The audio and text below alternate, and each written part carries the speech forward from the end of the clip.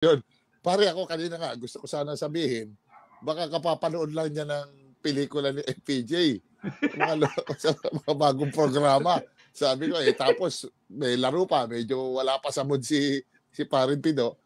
Well, anyway, talaga ako naman, kasi yung nangyari na yon sa akin kung ano, kung sa coaching pa siguro baka puwede pa, pero as a team manager dapat hindi na dapat, eh, kasi it's an unbecoming of a coach yun, yung it's a grave threat, eh.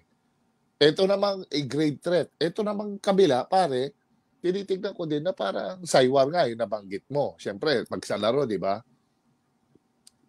ang daming ganyan salitan, yung iba pa nga racial slur pa sinasabi, kulay pa Yes. ng tao, mas grabe nga yun. But and yet, you continue to play, di ba? So dapat, ito naman, sa side naman dapat itong ni Robinson, dapat lumayo na siya. He should have walked away. Kasi kung pakikinggan mo pa yung away, pakikinggan mo pa yung komentaryo sa'yo, baka siguro, di ba, marami ka talagang maririnig.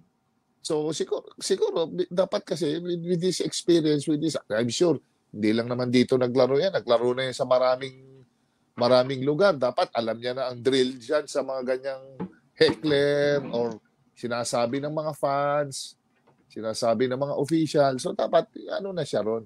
Pero ulit, hindi sa akin, it's all up to the commissioner kung kila Kong Willie dapat pero ding kaukulang whatever, penalty or suspension na mangyari para baka mamaya maulit na mga ibang team managers magkakaroon ng president.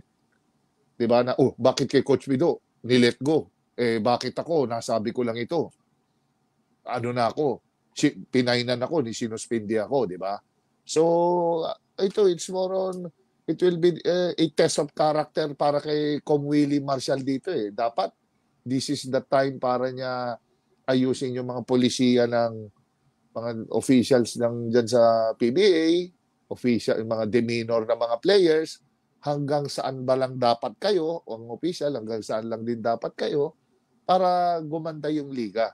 Maprotektahan yung mga players para hindi umabot sa maganda.